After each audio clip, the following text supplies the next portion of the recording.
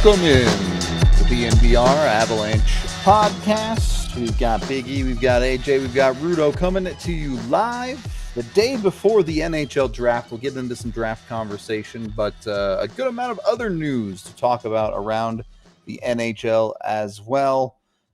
Today, the Florida Panthers acquired Tarasov in goal from the Columbus Blue Jackets.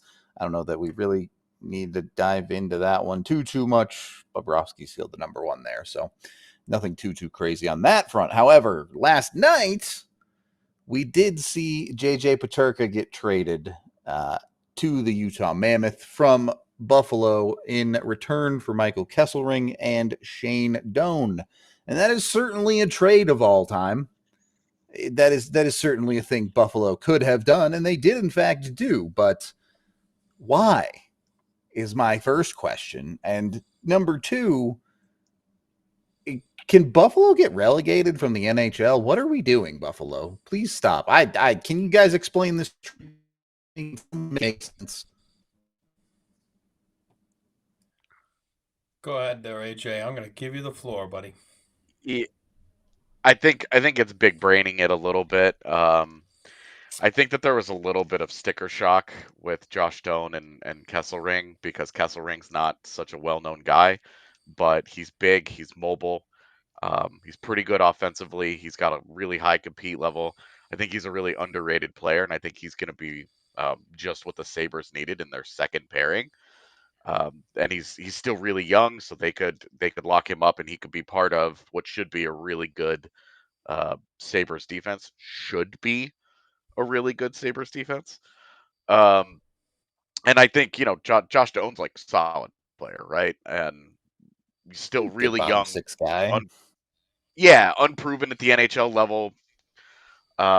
We don't really know how good he's going to be. I've never really thought of him as too much more than what he has been so far. As you just said, a good bottom 6 guy. Like, I like him, smart, hard worker, committed to the details, plays the game the right way, et cetera, et cetera, et cetera. So I think there are a lot of things I like about this. I think that Peterka is overrated a little bit, like widely, just because the production, the way that he has gotten it, his on-ice shooting percentage is astronomical. He's almost purely a rush player. He's not a get involved in the forecheck. He's not a really physical guy. Does not really thrive off of the cycle. So we're talking about like a really one-dimensional pathway of success right now today. But I mean he's 23 and he's coming off of a 60-point season, right? Like, he's really good. He's one-dimensional in how he succeeds. Yeah, well, he's really, really, really good at that one dimension. So that's pretty valuable. And for Utah, they could afford to give up Kesselring and Doan. They're loaded prospect-wise. Their defense was one of like the better 1 through 6s in the NHL. Not as good at 1 and 2, but 3 through 6 was really good. It's a little bit worse now, but they could afford to make this move, especially with Simashev coming over from Russia. Yeah, they can just drop him into that lineup where Kesselring was. So that's a big thing for them. And then adding Peterka, their wings are now really good. You look at the wings in their top 2 lines: Peterka, Keller, Genther, Nick Schmaltz. That's really good. those guys, like that's a solid. Like Clayton Keller had a 90-point season last year. That guy rocks. And adding Peterka to that, in that same age range as those guys, Peterka is now like a part of this core moving forward. And on top of that, they're turning around and adding a guy with the 4th pick tomorrow night. Like, for me, this is excellent work by Utah, and it's okay work from Buffalo. I don't think it's great asset management, but I think it's fine. Like, they're gonna be okay, but it's Buffalo. It doesn't really matter what they get in return. They could get 25 years worth of first-round picks from a team, and they would find a way to mess it up. On the face of it, I think it's bad for Buffalo. I do. Look, if Peterka was 30 and they said, we're not in our window, we're going to get some younger guys and try and do it, awesome. Josh Doan and JJ Peterka are the same age. Peterka is 23, and sure, if you want to say he's overrated, fine. And the only thing that I think saves this a little bit for Buffalo is you do look at that contract that Utah ends up giving Peterka. That is a deal where Peterka has to continue to be successful. Peterka can't show up in Utah and be a 50-point guy getting nearly $8 million for that organization. He has to show up and continue to produce at a close to 70-point pace for them for this to make sense. But outside of the contract, I sure they needed a right shot D. Sure, Kesselring is solid. I just don't think Buffalo is better today than they are with Peterka. But maybe you feel differently. Yeah, I mean, if I'm looking at all the assets, Doan, I love the bloodlines. We didn't touch on that. I love blood. I love hockey bloodlines. I just do. I called him Shane already on this show. Yeah, it gives you a step up on everybody else because that's where you were born. That's where you were raised. You understand how things work. I mean, usually for the most part. And it sounds like he does. Sounds like a nice young man. Now, as far as Kesserling, it's funny. I just saw him skate about 3 minutes away here in the East like 3 days ago. I'm like, who's that big mutt there? You know what I mean? Like, and it was him, Kesserling, because I was like, Utah gear on, and I'm like, who's that? You know what I mean? So anyway, so it's funny. I just saw him like literally 3 minutes down the street. So yeah, you're right. What does that signal for Buffalo? Bo Barham's probably on his way out. You know what I mean? That's what they're doing. They're adding another D. He's probably on the way out. They're not going to come to a contract. Doesn't sound like it. Like Peterka wasn't going to come to a contract. It sounded like he didn't want. And you're right. Give and take, call it $8 million, right? Call it 8. And he's going to be a UFA when he's done at 28 now from that contract. So he's got a chance to hit it again if he is that good, right? If he is that. Now, what does that do for a guy like Marty Necas and all that kind of stuff? It's kind of a little bit different because Necas is, what is he, a year away from free agency, right? You know what I mean? So, for people to compare, you got to be able to compare apples to apples, right? So it's not the same thing, but it still shows you that's that guy's not even into UFA years, and that's a pretty high number. He only has one UFA year in there. So that kind of tells you around the league a little bit what's Marty Necas going to be at. Buffalo's going to Buffalo. Somebody just said that. That's fine. At some point you got to think it's going to turn around. As far as the Mammoth, God, it feels weird to say that, but at some point you gotta get in the playoffs, right? You can't just all of a sudden have picks and make those types of trades, and now you got to go and make the playoffs. You just said it. You got Clayton Keller. You have pieces. You have things that, or else you got to make changes, right? Is it the coach? Is it, at some point you're going to have to get results, or you can't hide behind the fact that, we're building and we have 52 draft picks in the next 2 years. I know it's all good. But at the end of the day, you got to win. You got to win when the puck drops, and that's what matters. So, yeah, I mean, again, I think it's going to be a very busy couple days. I really, really believe so. Some teams are getting better. I agree with you. But also those teams have no choice to get better because the Avs are better than them. You know what I mean? So it's like, so you have no choice if you're those teams, or else it's going to be a long winter again. So now as far as the Avalanche are concerned, I think somebody was just talking about like Gerard and Coyle. Let me tell you something. This is just from my view on things and being around. They'll have no shortage of partners if that's what they're deciding to do. Which again, you guys all know my thing. I wouldn't do that, but if that's what they're deciding to do, they'll have no shortage of partners for those two players because those are hot commodities around the league. We'll talk a little bit more about that Avs thing in a minute. Yeah. I do want to talk about the draft. We're going to get into it, but more news revealed about the future NHL CBA over the last couple of days. Really, I know you talked about the 84 game season and stuff like that the other day, but a lot more came out about the future CBA, which appears to be a done deal. All they need to do is vote on it. It sounds like everyone's on board. They're going to extend the CBA essentially for 4 additional years. It doesn't expire until the end of next season. So they will have a CBA locked in through 2030. So first of all, no lockouts. Very good for a league that has been very bad about that. That's a win for everybody. Some of the major points of the new CBA, though, mention the 84 game season. That comes along with shortening the preseason. It's only going to be 4 preseason games a year. So essentially just take 2 preseason games, make them regular season games. I know longer season isn't on everyone's bingo card necessarily, but shorter preseason is a win. At least you get that side of it. Contracts. The maximum contract limit is getting dropped a year. So with team is now going to be a 7-year max, and free agency is now going to be a 6-year max. So that's getting dropped a little bit.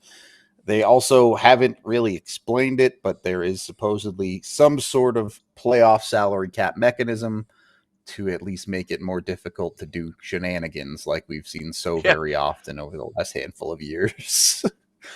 Love the closing the LTIR loophole with no expansion on what that actually means. Yeah. Okay. Little sketchy that there's no notes on what that means, but you know, at least I think fans will be happy that they're trying to fix it. They also are solving the looming prospect issue with CHL players now being able to go into the NCAA. No more complicated anything. You draft a player, you have his rights until he's 22. Full stop. That's it. So anyone you draft, if at 18, you would have their rights for 4 years, no matter what league they happen to be playing in. Simpler. I don't mind simpler when it comes to things like that. A couple of other things that are maybe less notable. No more deferred salary. The NHL just said absolutely not to that. I'm all the way on board. That stuff was stupid. And then revenue split remains 50-50 between owners and players. The salary cap that has been in place since last February continues to be locked in, with the cap going up over the next 3 years up to $113 million in 26-20, or I guess that would be 27-28. So, yeah, that's obviously there will be more, but those are a bunch of the major talking points of the new CBA. Anything that stands out to you guys on that, especially with it getting ratified hopefully tomorrow, super duper early for the NHL? Yeah, I mean, I can add a couple things too, just quickly. It's bigger playoff share, which I believe is important. That's gone up every CBA. It was ridiculous back then, like bad. And now it's getting more realistic, and it sounds like that going to be even more now. So that's great. B, health benefits. That's, again, having been a former player going through it. Guys before me was atrocious. The care they got afterwards, and the pension and all that stuff. My era, not very good. But obviously a lot better these last 15, 20 years. And it sounds like it's going to be even better. And the NHL alumni does an unbelievable job, just so you guys know. Those guys have fought for guys, and it's awesome to see, because there's a lot of guys that need help. And, hey, your health is what you got, right? You know what I mean? It's one of the only things you have. So we all know that too well. So I think that's a big one. And the 6 to 7 years that you touched on, or 7 to 8 years, 8 to 7, look at Vlasic today being bought out, right? You know what I mean? Because of that 8th year. So I do believe 8 years a bit much. I think, again, players agree, and you can see why they agree because now it's being, brought down. So I think that'll be a good thing. Rarely do you see someone go through that 8th year and still being good, and so I think 7 years is a lot better. Kind of sucks. So the new CBA would go into effect on July 1st of next year, correct? So the same day that Cale Makar becomes eligible for his extension. Ah! Can we get an exception for that? I don't like that part of it. But I mean, shortening max contract length was something that I literally talked about like 2 weeks ago. So I'm all for it. I'm all for it. I think that's good. I think it's gives the players more chances to get paid. The cap is, in an ideal world, the cap consistently going up means that they're getting paid more and more and more. So Yahtzee, everybody wins. Yep, I agree with all that stuff. Also, no more dress code. Hell yeah, about it. Can't wait to see what Patrick Laine does.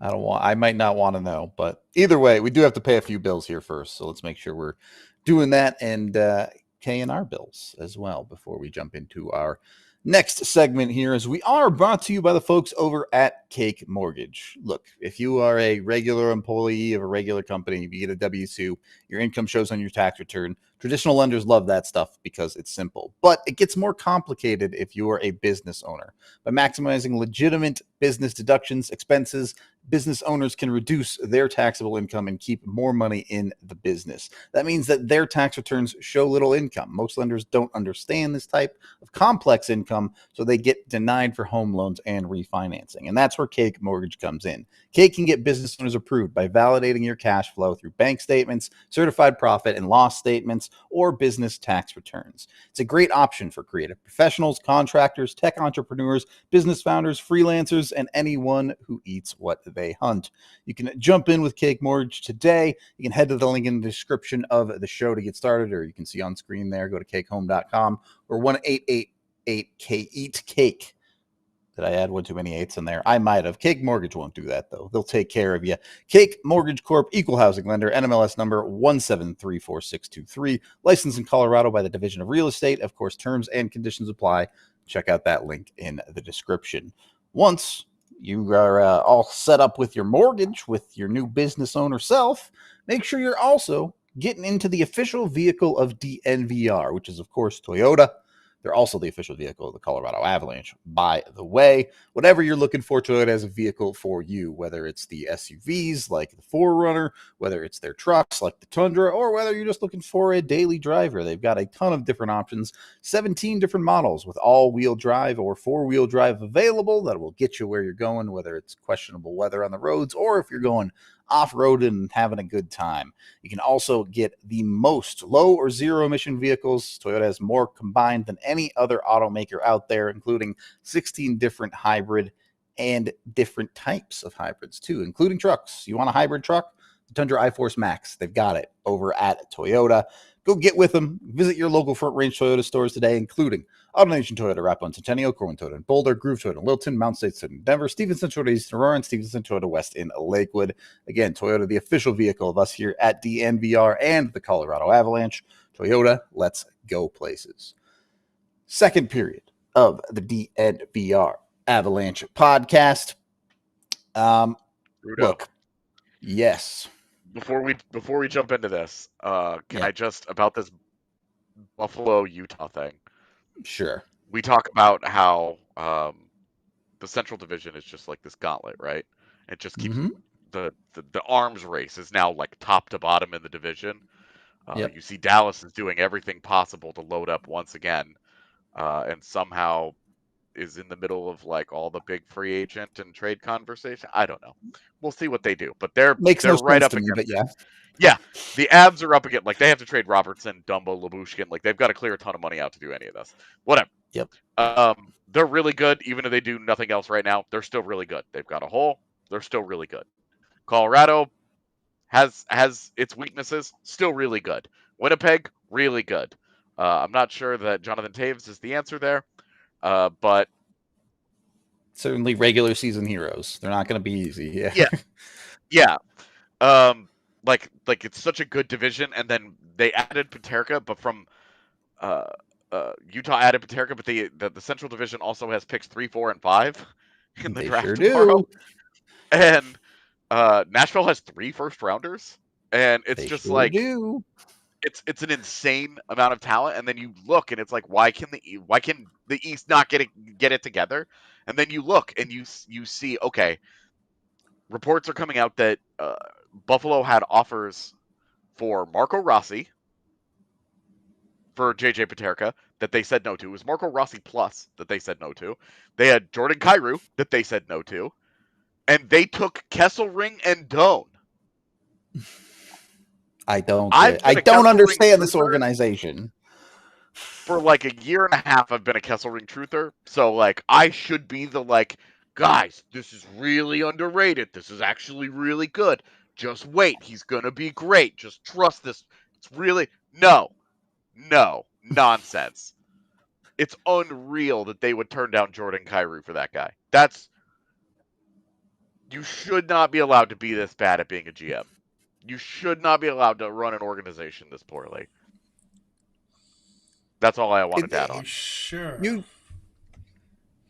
I don't know if you guys saw my tweet early this morning, but this is an organization that has the longest playoff drought in all of sports now, by the way. And they've traded away a playoff caliber list of players. Like it's crazy. And I get trades are more complicated than that. Sure. Whatever. This organization has actively of worse at nearly every turn. It's unbelievable how poorly so many of these moves have gone for them. And this is so many of these things it's the paperclip that you always talk about, AJ. They trade pieces. Even go all the way back to the O'Reilly trade, where they turn essentially JT Compher and Nikita Zadorov into O'Reilly, which they then flip to St. Louis. And actually, at first, it looked like that trade might work out okay for them. But ultimately, O'Reilly goes on to win a Stanley Cup, and Buffalo still hasn't made the playoffs. So, yeah, they even get a good return. They get Tage Thompson out of that. Yep. Like, and what has they've done nothing with it. I don't know. That's awesome. You worked for a team in the Calgary zone, in literally Calgary. Can you explain this? I mean, again, there's so many he said, she said when it comes to that stuff. Like, did they really offer Kyrou? Did they really? I mean, I've seen absurd things out there when I was working with teams, and you start laughing because you're like, where'd they get that? You know what I mean? Like, and it's like, for a fact that you didn't do it because the phone's right next to you and you never call, So it's like, so I don't know. Sometimes you got to take some, you got to leave some. But yeah, I mean, it's been quite the journey for the Sabres. I'm a big fan of the Sabres. You guys know that. Like, I love going there when I was a kid. I love the logo. I love the passion of the fan base. But at some point, like, you shake your head a little bit today. You're like, really? That's what they could get for that? I mean, if that guy's that good and Utah gives him $8 million, I know it's 7, whatever it is, but it's easier to say 8. Again, I don't mind Josh Doan. Again, that's he's got 40 career games. Okay, you know what I mean? So let's Kesselring, a big fella, and I guess I don't know. We'll see. But sometimes those are the moves you feel you need to make, and now they got what's his name, GM in St. Louis and Columbus, Yarmo. That's now helping out in Buffalo. Yarmo's got a lot of experience. He was at Clarkson, actually, when I was at St. Lawrence in college back then. That's crazy. 7 miles apart. Big rivalry. But anyway, you would think that they're, you know what I mean? I at some point, maybe they're doing things internally that they feel are going to work, and you sure hope for them. Because yeah, like you said, who put that out there? Was that you, AJ, on a tweet? Like you said, Reinhardt, O'Reilly. That was No, me. Reinhardt. That was me. That was you. Sorry, yeah, Reinhardt, That was Rudo. Eichel. I mean, Yep. like, are you serious? Like, come on, man. They've drafted well. You know what I mean? Like, so, but you got to do something about it. Yeah. We talked, right? And something, sometimes it's winning games or it's making good trades. So we shall see. You know what I mean? We shall see. I put that tweet out there because, like, I get it. Look, it's some cities, it's hard. It's hard to keep free agents in Buffalo because they want to go elsewhere, probably partially because of this playoff drought, but also, people don't want to live in Buffalo. It is what it is. So I didn't want to knock them for, like, okay, free agents leave. That's it sucks. It sucks for them. But it's not like they have failed in the draft category. They've drafted super well, and then they just move on from these guys instead of actually building it up way too aggressively. And I know there are weird ones, which honestly, I think the Eichel situation is their own fault. We saw him get the surgery he wanted and immediately go win a cup in Vegas. So that's on you, Buffalo. But it's turtles all the way down, man. You even have they drafted Brandon Hagel, man, and they didn't even sign him. Like, Yeah. The organization is just broken. It's kind of remarkable too, because you look at we always talk about, like, when you're the team that trades away the best player, you usually lose the trade in the long run. But you look at they get O'Reilly from Colorado for Zadorov and Comfer, who go on to be good players in the NHL. Comfer becomes a key role player on a cup team. Zadorov has a good career. O'Reilly's great for them. Then they move on from O'Reilly. They turn O'Reilly into Tage Thompson. Like, might be their best player over the last 3 years. Yeah. Right. Like, they've actually done okay in some of these deals. They turned Sam Reinhart into Devin Levi. Like, they've done all right here. But it doesn't seem they've drafted well. They've even traded decently, but they can't put any of it together. The disconnect is remarkable. Yeah, how they just consistently seem to be falling on their face. I mean, even the Savoie for Ryan McLeod deal that they made last year. Ryan McLeod's really good, like a really, really, really, really good middle six center. One of the best defensive centers in the league. Like, that's a great deal for them. It's smart. The Eichel deal, they end up with Alex Tuch out of it. Yeah, cool. Like, they do a good job. They turned Middlestad into Byram. Like, they've done good jobs in these situations that they should be getting crushed in. They're about to trade Byram probably to Calgary, and they'll probably do okay there too, and they'll still miss the playoffs. It's fascinating how they just continue to fail despite doing plenty of things well elsewhere. It's like golf, right? Sometimes you're good on the tee box, you're good in the fairway, and you can't putt worth a lick. You know what I mean? It's a good way to put it, right? You know what I mean? Or you're putting like a champ. You're striking your irons unbelievable, and you are just an amateur on the tee box. So it just sounds like these guys can't get it together. You know what I mean? From drafting to trading to developing to formulating a winning team. But at some point, you're in the double-digit years. Like, honestly, like, there's been some decent hockey people there. Like, I mean, is it in the water? Like, what is it? You know what I mean? Like, yeah, certainly not in the food, because I love their food. So, but there's something. I don't know what it is. I can't put a finger on it, but whatever. It ain't working for them. I'll tell you that much. It's sure. I'll even give them the credit that they've traded well. But it's like going into that golf bag. They have a beautiful, brand new top of the line driver and nothing else in the bag. And instead of going in and trading it in for a bunch of irons, they trade it for another nice driver. Your good players are getting traded for good players. But what else is around them? Like, I don't know. I love it. I don't know. We got to move on from Buffalo, and we got to pay a few more bills here. We actually got to talk about the draft a little bit, so let's make sure we hit our second break here before we jump in to the actual draft coming tomorrow, as we are brought to you by Bet365. If you want to get in, you can get in on a couple of draft bets, but Matthew Schaefer is almost certainly going first overall, so maybe look elsewhere with your bets at Bet365.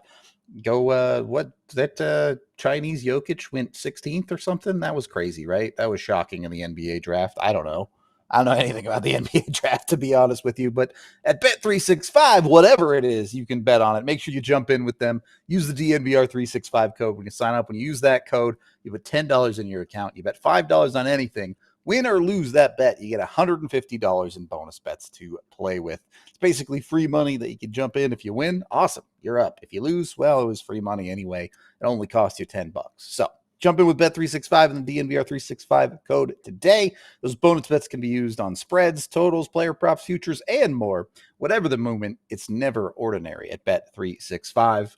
Of course, when you do gamble with Bet365, you must be 21 or older, physically located in Colorado. Please gamble responsibly. If you or someone you know has a gambling problem, call or text 1-800-GAMBLER today. Once you've got a little bit of money from your Bet365 experience, maybe it's time to go build yourself some new floors for your house, apartment, wherever you might be. That is where Empire Today comes into play. They are the flooring experts over at Empire Today. They only carry the best products: tile, hardwood, carpet. They'll give you the good stuff. You'll get quality products, none of the junk that a bunch of other places carry. You don't have to sift through it. It's just right away. You get the quality from Empire Today. Of course, tons of different ways to get a hold of them. You can go to empiretoday.com/DNVR. You can use their online tools to measure out your space, see what the flooring might look like, but you can also schedule a free in-home estimate today, because some things are just better at home. DNVR listeners can get a $350 discount when they use that DNVR promo code or head to empiretoday.com/DNVR. Yep, you heard that right, a $350 discount when you use code DNVR. Of course, restrictions apply. Visit empiretoday.com/DNVR for full details. And of course, you can always call 1-800-588-2300 Empire. Third period of the DNVR Avalanche podcast. I do want to get into the draft. Full disclosure here. The Avs don't have a pick till the fourth round, and we're all hoping they trade that pick. We want nothing to do with this draft for the most part. And because of that, we might not quite have the depth of knowledge of the draft that we would usually have in most years. Not saying we're completely unprepared, but if you're going to ask me which third rounder is the steal of the draft, I'm not going to have a good answer for you.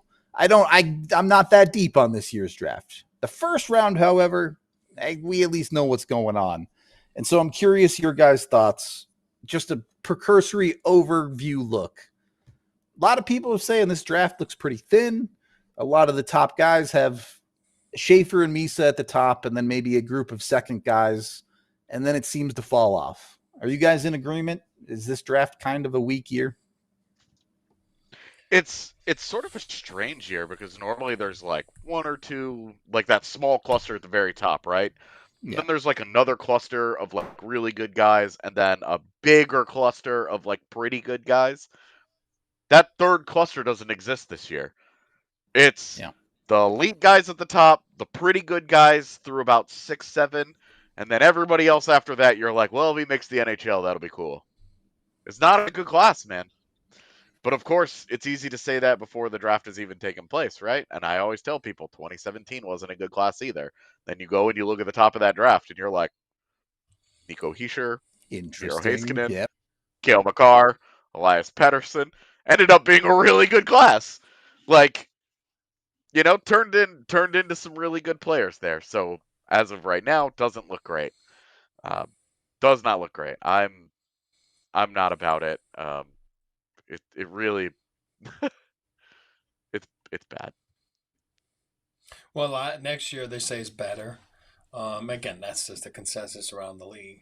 That's what everybody says this time of year, though. Yeah. I was gonna say you hear that all the time. You know what I mean? That's like, protecting yourself a little bit. I don't know, for failure. But and then there's also the fact that you tier guys in there, right? They project guys and they block them in tiers. So maybe if you're talking at 24 in the first round, you know what I mean, and you have guys blocked in the tiers, maybe it goes from 1 to 14. It sounds like 1 to 14. Then there's a big drop off after 14, I guess, this year. And then they're saying, maybe you have 14 to 17. You have a few guys that, they should have been in that grouping. And then after that, you'll have on your list like 18 to 45, in that category. So that's why you see a lot of teams at 24.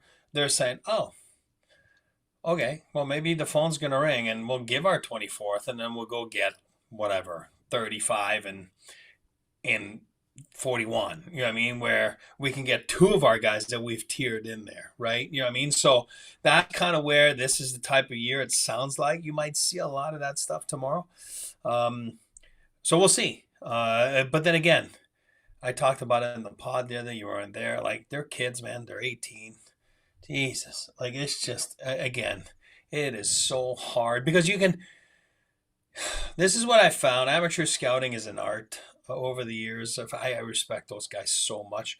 And when they've been around for a while, what I like about that, and you guys do the same because you guys watch so many prospects, the two of you I'm talking about right here, is you compare from year to year, right? So then you see this guy and you're like, oh yeah, he reminds me of 2010 player X, right? And look what he developed to be, you know what I mean? So I think you have to do that. I think that comes with experience, that comes with views, that comes with confidence. And, and that's what the draft is about. But guys are so young. And yeah, there will be mistakes. There will be mistakes. Both of you know. Especially when you get into that range, 14 to 30, there'll be a few mistakes. There just is. You just hope that it doesn't happen, that it's on your team. But guys will swing, guys will miss. I don't mind it. It is what it is. But when you have a rationale behind it and you just go for it, and then sometimes you win, sometimes you lose. So, I mean, it sounds stupid, but that's what draft picks are. If they were all play, the league would be at 55 teams, right? You know what I mean? So 60 teams. They're just not all going to play. It's just not going to happen. I do want to save some of the storylines on individuals for tomorrow, but there are three guys I want to talk about on today's show. One, Matthew Schaefer, the expected first overall pick. Any concern there? He broke his collarbone at WJCs, really didn't play a ton of hockey this year. Is there any world where he doesn't go number one? No. Okay. Didn't think so. I think he goes. Yeah, he goes. You're talking more about or less too. That's quite a story right there. You talk about consensus picks. Pretty much everyone has Michael Misa at 2. AJ, I know you and I are not Misa's biggest fans when it comes to this draft class, but we are certainly the minority opinion in that one. Yeah. Look, to be clear, I don't think either of us think he's a bad player by any stretch of the imagination. He scored 62 goals this year in the OHL. He's got some talent, but there are a couple guys I'd have it 2 over him. I'll put it to you that way. This is not unlike a couple years ago where you and I were big into Adam Fantilli over Leo Carlson, and it wasn't because we didn't think Leo Carlson was good. It was because we thought Fantilli was that good. And this is kind of the same thing with Misa, where I'm like, he's electric. I think he's going to play in the NHL. Is he going to live up to this billing? I'm less sold, but for San Jose, it's a really good bet. I think Chicago's probably going to do something silly though. Wouldn't be the first time at 3. Shout out Kirby Doc. Who'd they pass on to take Doc again? Byram. I'm trying to remember. Bowen Byram. That's right. Yeah, that's right. That's why you laugh. And then the last guy I wanted to mention, James Higgins, at one point was supposed to be the first overall of this draft and has fallen off. Most lists still have him in the top 10, but it's the back half of that top 10 on most lists. So he had a decent year at BC, point per game player in college. He's just on the older side of this draft for the record. He turns 19 in November, but I just hasn't quite lived up to expectations, I guess. I'd put it to you that way. Yeah, you'd never know it by looking at him. What do you mean? Real small. Higgins, you mean? Yeah. Yeah. I mean, I saw him a lot this year. That's one guy I saw a lot. Saw him live a lot. It's a great story. You know, like he's from Long Island. He starts the year projected at 1, right? Don't know that the Islanders are going to win the lottery, obviously. Then he plays college hockey like Macklin did the year before, right? As being a young player, you know, in college hockey. College hockey's good, guys. It's good. Doesn't really burn the league, but he has when you look at it, it's a great year. Point a game in college hockey is good, but it's not Jack Eichel good, right? 70 and 40. It's not Macklin Celebrini good, 70 and 40. It's not Will Smith good, you know what I mean? Where, 75 and 40? Again, Will had been drafted earlier than that, the year before, after NTDP. But talking about a kid that jumps into college, his draft year, his stock fell. It did, right? You know what I mean? Because he didn't have a big start. Then he had a decent World Juniors, but then guys overtook him. You know what I mean? Now he's sitting at what, 7, 6, 5, 8? I don't know, right? And then the dream, it's like, oh, the Islanders won. It's like, oh my God, I would do anything to play for my hometown team, right?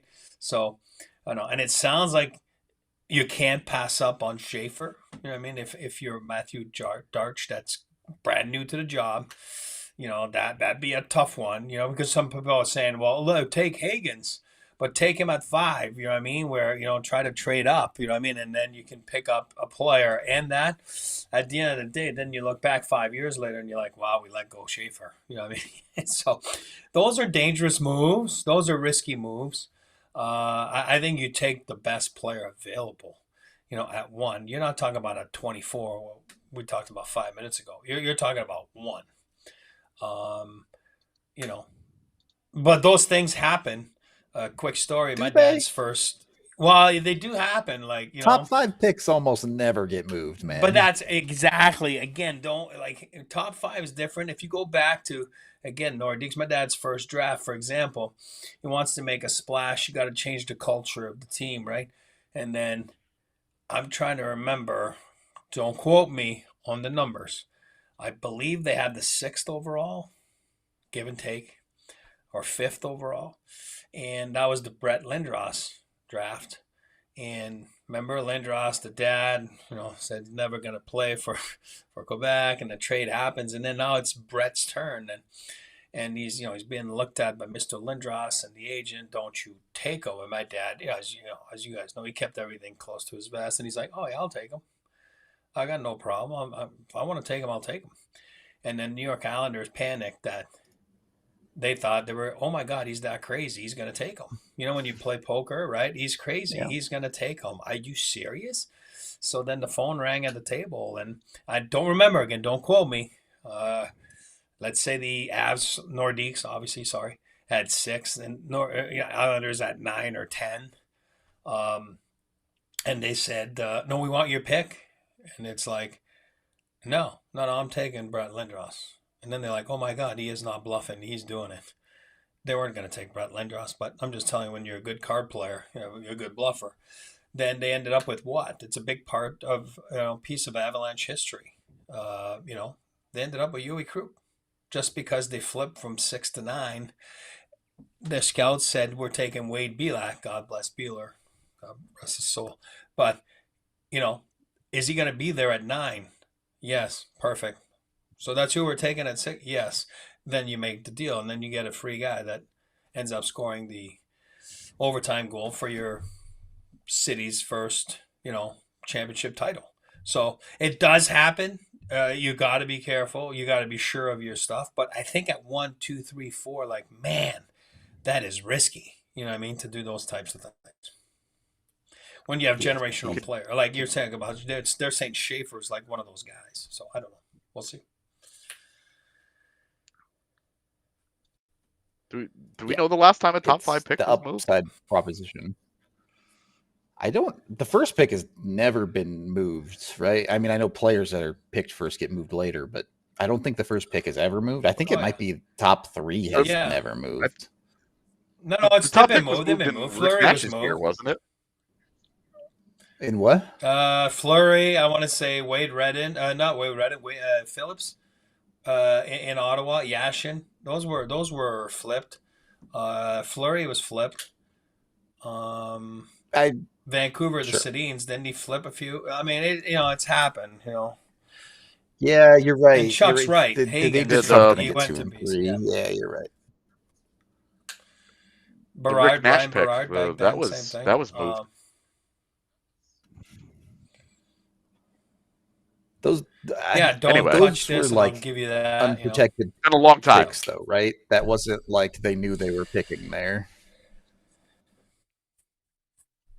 I don't know. Anyway, and Chuck's right. My history is clearly Chuck's bad. right. Chuck's right. Hagen's he goes to BC. We don't like BC. You're right, Chuck. Don't like the BC Eagles. I do want to move on because while the Avs probably not going to be affected by the picks in this draft too much. Never say never. Who knows if they can make a trade. The Central Division has 3 of the top 5 picks, as AJ mentioned, in 3, 4, and 5, with Chicago, Utah, and Nashville making those picks. Chicago has another pick. I believe it's 19. No, that's St. Louis is 19. Chicago has 3 and 25. Utah just has 4, but the Nashville has 5, 23, and 26. You also see St. Louis at 19, like I said, and Winnipeg at 28, and that are all of the Central Division picks. So 8, I can count, 8 picks in the first round across 5 teams for the Central Division. St. Louis and Winnipeg are what they are. Should the Avs be gearing up? Is it going to be a tough future ahead with teams like Chicago, Utah, and Nashville adding at the top of this draft, whether that's Chicago making mistakes or not? There's a pretty good chance Porter Martone ends up in the conference, who is a guy I love. He's maybe my favorite player from the draft. But, for AJ's sake, at least Minnesota doesn't have a first rounder, so they can't take his guy. Realistically, is this something the Avs are thinking about in the immediate, or are we talking about these types of draft picks a couple years away still before the Avs have problems? Yeah, it's going to be harder for the Avs, but also all those teams are gearing up to try and chase down Colorado, not the Indians. So, yeah, it's true. That's their problem, honestly. My bigger frustration is not the bad teams drafting high. We'll see how those go. Sometimes that works out, sometimes it doesn't. It's all the established NHL talent that just keeps flooding into the Central Division. It's like, just please stop. That's more frustrating for me than the draft guys. Fair. Yeah. I'm not worried no about the draft. I'm not, as you guys know. You're years away. Yeah, you're years away. Roster players, different thing. Young kids. I do wonder about a team like Nashville, right? Like Nashville has 3 first-round picks. They get to pick 5. And realistically, as much as we all love dunking on Nashville last year, me at the top of that list, they're a better team than their results were last year. They had the disaster class year where nothing went right for them, and you expect at least some level of a bounce back for that organization. And now they get to add a bunch of stuff to the arsenal of, call it assets or prospects or whatever you want, that organization, if they get this draft right. Put it to you that way. Could it? Yeah, go ahead. If you sure. Why wouldn't it be? I mean, Stamkos 35, Marchessault 34, O'Reilly 34. Yeah. Like, Roman Yossi's 35 and now has a major health issue dogging him. Like, this draft class is going to help, but this is kind of the beginning for them. Like, unless Sure. they trade all those guys away for high-end pieces. I mean, Philip Forsberg's only 30 and he's still really good, but like that's not a team that's just like bursting at the seams Eh, with young I'm talent not right now. saying they're going to be competing for cups. I am saying they're going to be a better team than they were this past season. Frankly, I'm not even convinced of that right now. They had a lot of underlying stuff that says it shouldn't have been that bad, but sure.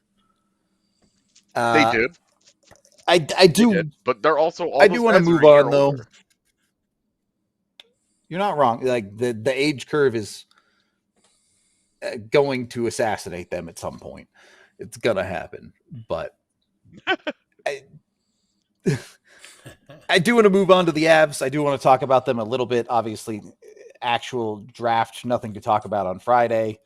If everything goes the way we want, they can trade the 4th and 7th and literally no draft picks this year, and then it's an easy life for us. But despite the lack of actual picks, I've asked you guys this question a couple of times, and I think we all do expect the Avs to make some type of move at this draft class, whether that's working the salary cap, whatever it might be. Can that get done on Friday? Or is that more of a Saturday type move for Colorado? Can they, while the first round is going on, is that type of business going to get done?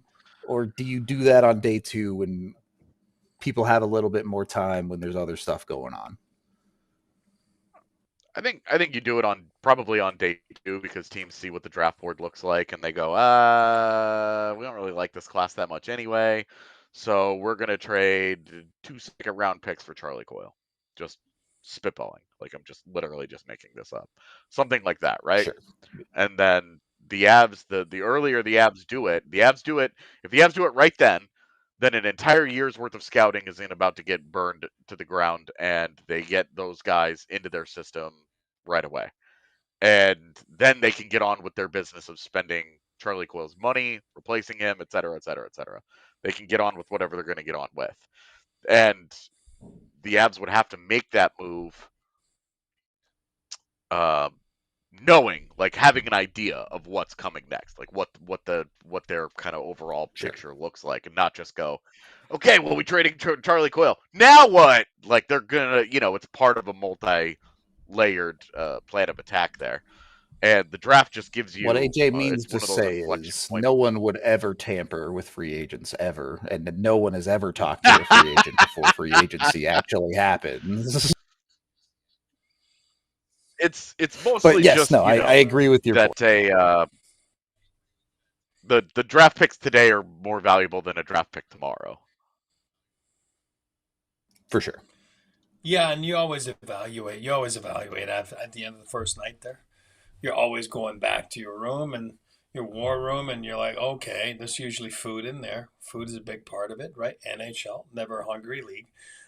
And then you just kind of figure it out a little bit. Look at the draft board, like AJ said, and okay, I think we can attack, Team X because look, they ended up not getting this and not getting that, or they got screwed. There's always 1 or 2 or 3 wild cards. You just talked about it, Kirby Doc, right? I remember Zibanejad back then was one of them. You always need teams. Those guys are so familiar with all the guys. They're masters at everything, and they always pick 1 or 2 guys, and they're praying for those guys to drop because that's their wild cards, and then they have access to player X, So I think a lot happens by pick 32. You go back, you breathe.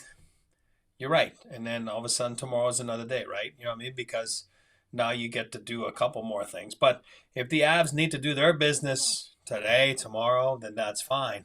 Because that would involve a first round pick, right?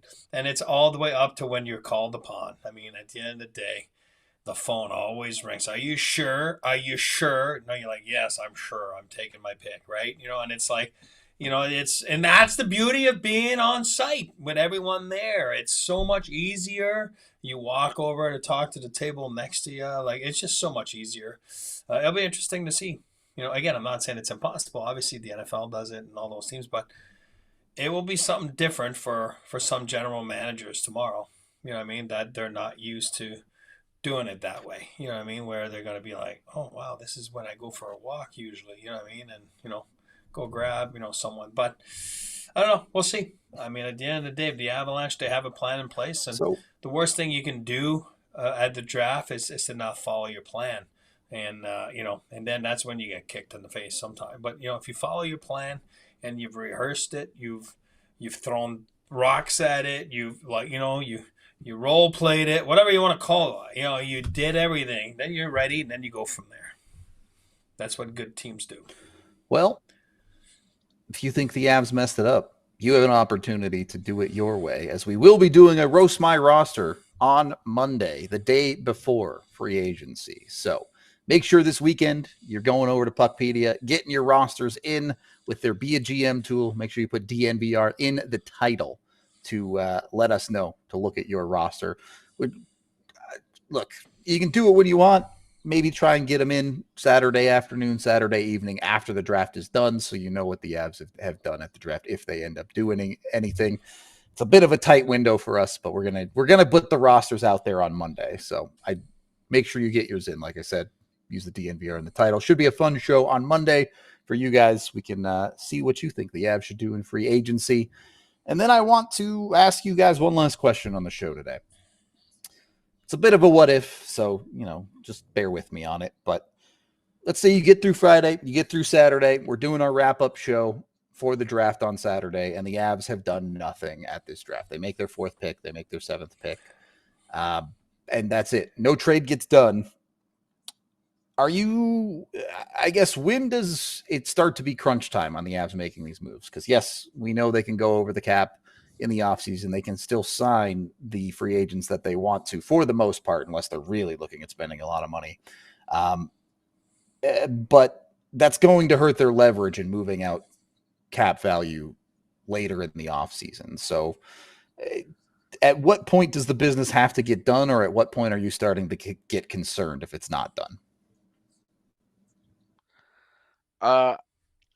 I would say if they haven't started doing things by July 3rd, I'm nervous, because they could even continue to wait out. It's not a good center market at all. And if they continue to wait teams out, as teams start to miss on the couple of options that are actually out there, their desperation might increase. That inherently, look, supply and demand, the demand will outshine the supply in terms of centers. So that alone, could make Charlie Coyle even more valuable a couple of days into free agency. Now, if the Avs have also not done anything, then replacing him is also that much harder. But still, like, the value of Charlie Coyle could go up even more in those first couple of days of free agency as teams make their decisions. So I'll give it till July 3rd. If we hit the holiday on the 4th and they haven't done anything, they're not going to. Trouble time. Yeah. This is just a. You've been in the room. What's your take on it? This is just a gut. This is just a gut here. Yeah. Yeah, that's my gut here. This is my gut. I'm not worried about the Avs. I think if nothing gets done, they'll find a way. We saw last year. They'll find a way. When you have good players, you can still survive. They'll find a way to do something.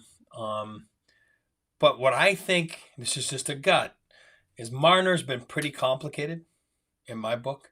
This file has been a complicated one.